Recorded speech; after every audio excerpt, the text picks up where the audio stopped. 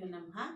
श्रीमद् वाल्मीकि रामायण के अरण्य कांड को हम देख रहे हैं। कल हमने 35 सर्ग देख लिए थे और 35वें सर्ग में हमने ये देखा कि श्री राम जब वापिस आते हैं तो आश्रम में सीता मैया को नहीं देखते, तो बीच में ही लक्ष्मण उनको मिल जाते हैं और लक्ष्मण को भी नहीं पता होता कि पीछे से सीता माता का अपहरण हो गया। तो दोनों जब आश्रम में आते हैं तो सीता माता को नहीं पाते, तो राम जी लक्ष्मण को एक तरह से डांट फटकार लगाते हैं कि तुमने ये गलत किया, तुम सीता को अकेले छोड़ के क्यों आ गए। तब लक्ष्मण जी अपनी सफाई देते हैं कि सीता माता मैं इस तरह की बातें मेरे को कही थी कि तुम एकांत में राम जी को समस्या हो रही है, तुम उनको बचाने नहीं जा रहे, तुम्हारी दृष्टि में दोष है। तो इस तरह का क्योंकि उन्होंने बात कही, इसलिए फिर मैं आप उनको अकेला छोड़ के आपके पीछे आया था। तो यहाँ तक हमने कल देखा था। आज हम 36वें सर्ग से प्रारंभ कर रहे हैं।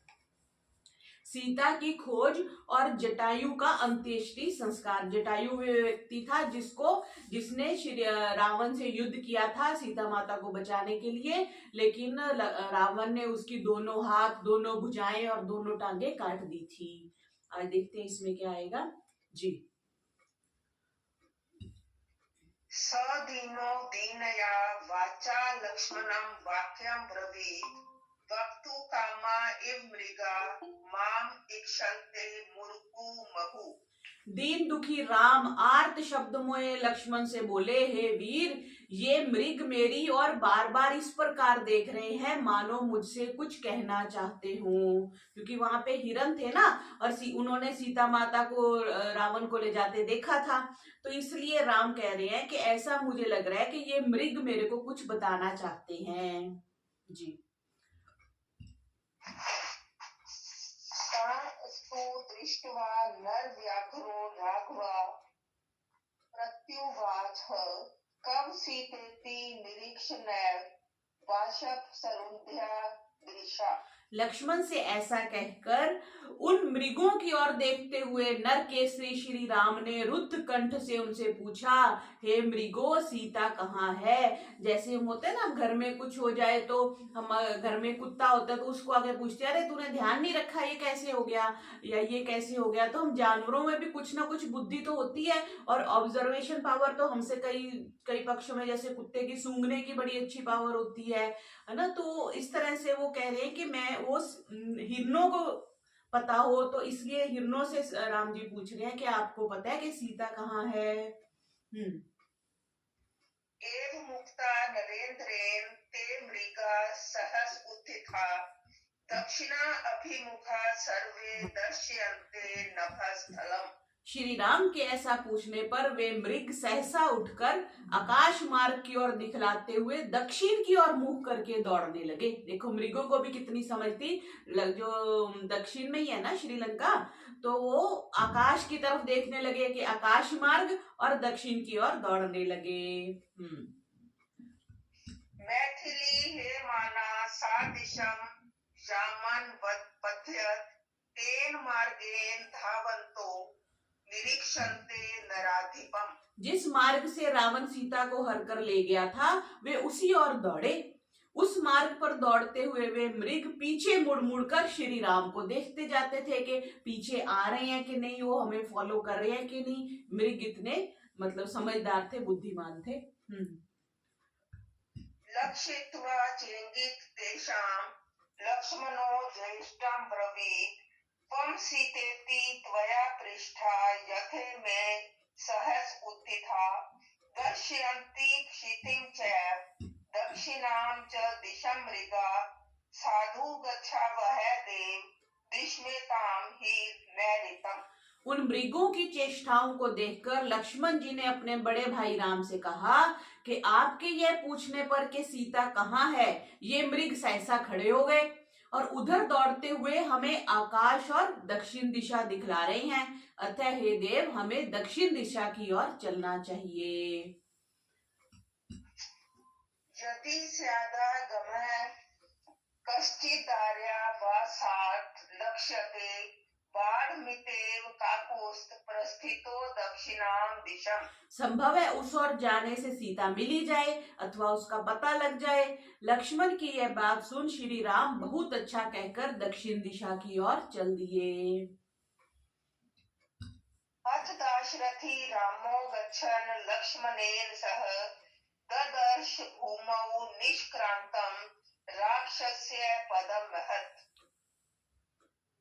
दशरथ नंदन श्री राम ने लक्ष्मण जी के साथ जाते हुए मार्ग में किसी राक्षस का एक विशाल पद चिन्ह देखा। देखो ये भी हमें पता चल गया कि मार्ग में किसी राक्षस का एक विशाल पैरों का चिन्ह देखा। जैसे भी हमने किसी को ढूंढना होता है तो हम पैरों के निशान देखते हैं ना। जैसे बिल्ली हमारा दूध भी पी जाती है किचन में आके तो गिरा देती है, तो फिर हम देखते हैं उसके पैर किधर किधर गए, तो पैरों से हमें पता चल जाता है कौन कहाँ गया। और जैसे हमने देखा था जब श्री राम जी अयोध्या से आए तो उन्होंने अयोध्या वासियों को भ्रांति में डालने के लिए पहले किसी थोड़ी दिशा में गए, फिर रथ वापिस बुलाया, फिर अपनी जो जिस दिशा में जाना था उधर गए।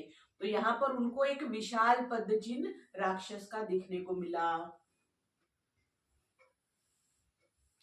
पुरस्ताया राम का दक्षिण्या प्रधावंतया इतस्तता राक्षसेनानुवृताया मैथिल्याच पदान्यत् समीक्षाय परिक्रांतं सीताया राक्षस्य च भग्नं धनुष्टं तूणी च विकीर्णं बहुधा रथम्।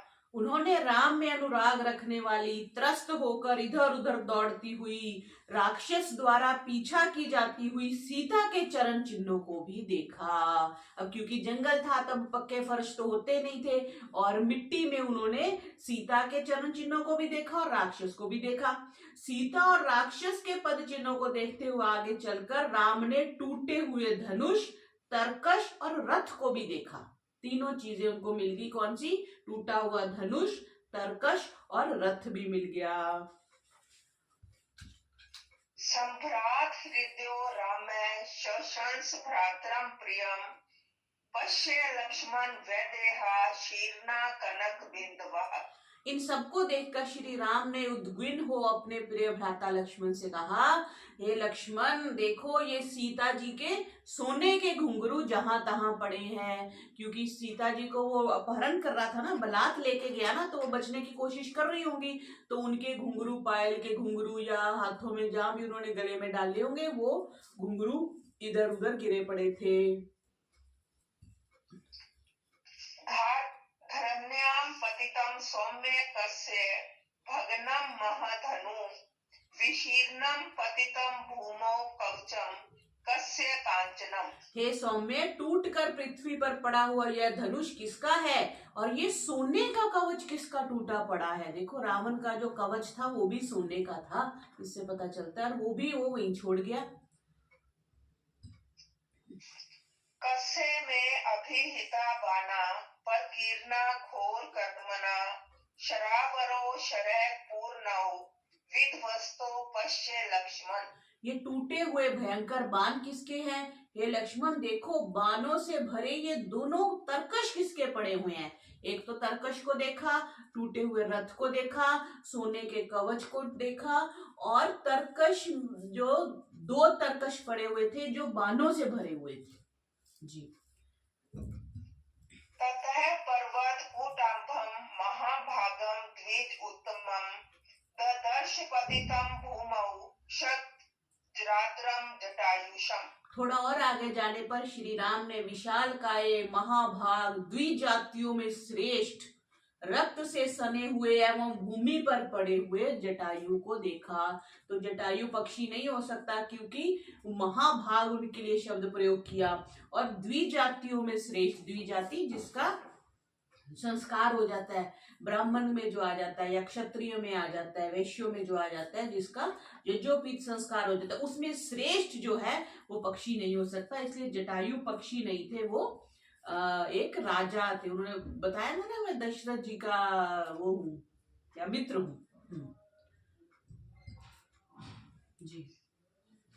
तम दृष्ट्वा गिरीशंगाभम रामो लक्ष्मणं ब्रवीत अनेन सीता वैदेही भक्षिता नात्र संशय। दृष्ट्या उस विशालकाय तपस्वी जटायु को देखकर श्री राम ने लक्ष्मण से कहा, अब इस बात में कोई संदेह नहीं है कि इसी ने सीता का भक्षण किया है। उन्होंने ये समझ लिया कि जटायु ने सीता जी को खा लिया है।